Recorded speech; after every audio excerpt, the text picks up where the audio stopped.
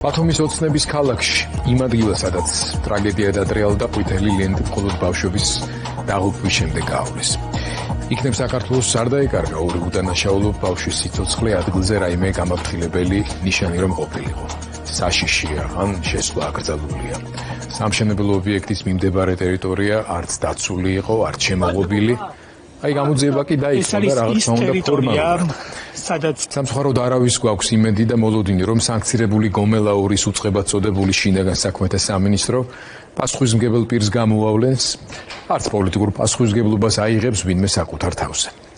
რეჟიმი ხომ არაფერზეა პასუხისმგებელი. არალეგიტიმური ხელისუფლების რეგიონალური დანამატი საჭარის მთავრობის ეგრეთ წოდებული თავმჯდომარე თორნიკე რიჟვაძე პოსტიდან წასვლას არაპირებს. არც ბათუმის მერი ფიქრობს ამაზე. ის მხოლოდ სამძიმრის ტექსტით შემოიფარგლა. საკუთარ პასუხისმგებლობაზე კი არაფერი. სწორედ რიჟვაძე იყო კობახიძესთან ერთად ის, ვინც რამდენიმე დღის წინ პომპეზური პრეზენტაცია გამართა ტრაგედიის ადგილას. მხოლოდ ამ ღონისძიებაში 209,000 ლარი დაიხარჯა.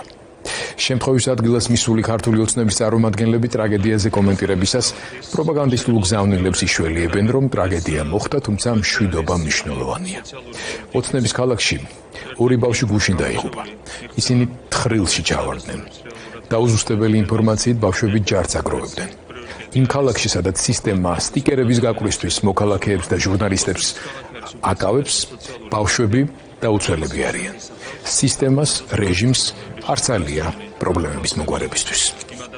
ყველას პასუხისმგებლობა ამოდი პირდაპირ უნდა ვთქვათ ის, რომ ამ ვითარებაში, ამ მოცემულობაში იქ ბავშვები იბადებიან და შემდეგ ცხოვრობენ ბათუმში, აჭარაში, ამ ქვეყანაში საერთოდ ზოგადად ეს ნიშნავს, რომ ყველა ჩვენთაგანმა რაღაცები სწორად ვერ გავაკეთებთ, რომ ამდენ წლიანი დამოუკიდებლობის მიუხედავად სიღარიბე ვერ დავამარცხეთ ამ ქვეყანაში ისე, რომ პატარა ბავშვებს არ უწევდეთ ასეთ ვითარებაში ცხოვრება, სადაც ყველა ფეხის ნაბიჯზე მათთვის შეიძლება ჯანმრთელობის ან სიცოცხლის დასასრული იყოს.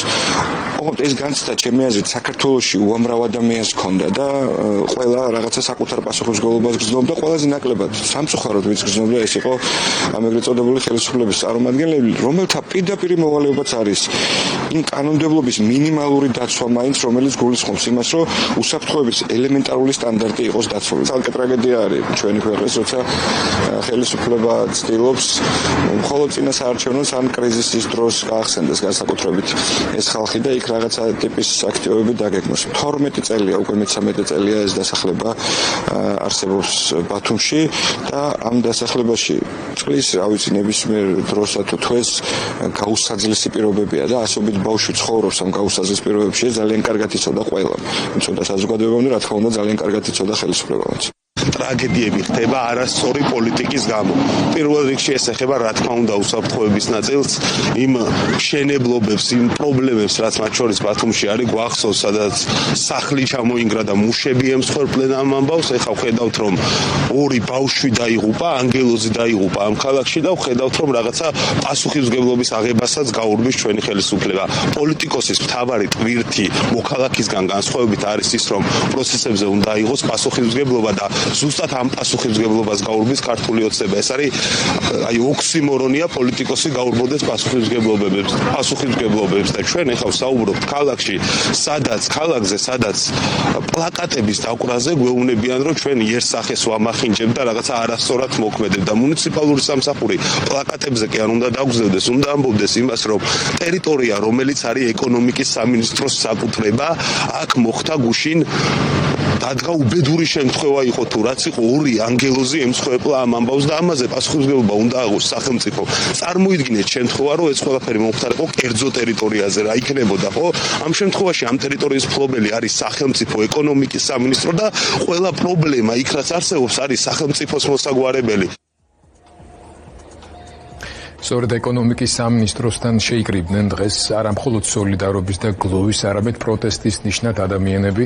ამ აქციას სიმბოლურად ასეთი სახელი ჰქონდა: ეს რომ შენი შვილი იყოს. ეს არ იყო უბედური შემთხვევა. უბედური შემთხვევა ხდება ისეთ ქვეყანაში, სადაც ყველა უსაფრთხოების ზომა არის დაცული და ადამიანებს არ ემუქრება ყოველდღიურობაში საფრთხე. მე მგონი მოვიდა ის დრო ჩვენ საზოგადოებაში, რომ ყველა ჩვენ თავს დაუცვათ კითხვა განსაკუთრებით მშობლებმა, რომ თქვენ სად იქნებოდით, რომ თქვენი შვილი ყოფილიყო.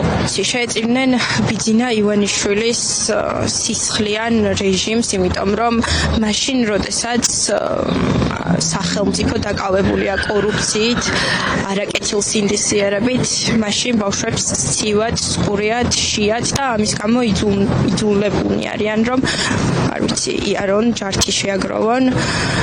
ამიტომ სახელმწიფოს და ეგრეთ წოდებულ ქართულ ოცნებას აწევს, ასე ვთქვათ, ის პასუხისმგებლობა, რომელიც დღეს მოხდა. თუ მთელი საზოგადოება არ გამოფხიზლდით და შესაბამისად ვიმოქმედეთ, არა მარტო ეს უმწეო ორი ბავშვი. მთელი ქვეყანა აღმოჩნდებით საბჭოური ფეკალიებით ნარჩენებისაგან სავსე თხრილში. თან ისეთ მდგომარეობაში, რომ ხელის გამომწოდებელი და მშველიც აღარავინ ვეყოლება. უბედური შემთხვევა, როცა ის ხშირად არ ხდება. არ ხდება დასახლებულ, ორგანიზებულ, ურბანულ, შესაბამისად პასუხისმგებლობების ქვეშ მყოფ სივრცეებში. რაც საქართველოში ბავშვების დაღუპვის სიხშირისა და გარემოებების გათვალისწინებით ხდება, ესაა დანაშაულებრივი გულგრილობის შედეგი იმ სახელმწიფო და ადგილობრივი ორგანოების, რომლებიც მიტაცებული ძალაუფლებით ტკბობაში, კორუფციაში, ნეპოტიზმში, პრემიებში, არაკომპეტენტურობასა და ოპონენტების დევნაში ატარებენ დროს. ამ ფონზე კი ქვეყანა და ბავშვები პირდაპირ მნიშვნელობით თხრილში გვეხსჯობიან. ალბათ ამ განწყობას ასახავს ბესიკ ხარანაულის დღეს გამოქვეყნებული შემზარავი შინაარსის სტროფები ლექსისა, რომელიც ასე მთავრდება. ეს ბავშვები მიხვიწებენ გაქცევის სურვილს, რადგან არ ვიცი, როდის დაიწყებს დედამიწა ბავშვების ჭამას. ხალხებში და კონფესიებში იმდენია ჩლიქოსანი ცერზე შემართული. დაყურებს ზეცა დედამიწას, როდის გაბრაზდება, როდის მოხვევს ფრთებს არწივივით და დაიკარგება. მაგრამ ტყვეა მიწა ღორების. მინდა ხელი მოუხვიო ბავშვებს, რომ არ შემიჭამონ, მინდა ფრთებზე შევისხა და გადავიკარგო.